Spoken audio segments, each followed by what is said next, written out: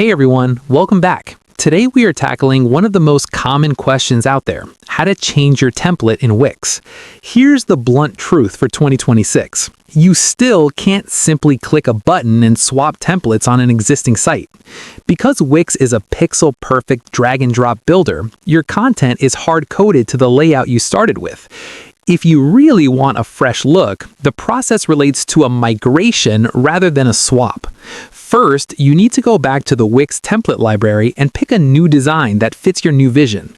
Once you click Edit on that new template, Wix will create a completely separate, fresh site in your account.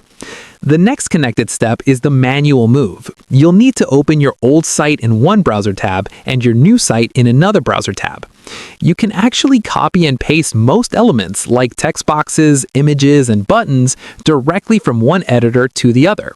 Just remember that things like your blog posts and your store products are stored in the Wix CMS, so you can easily reconnect those data sets to your new design without retyping everything.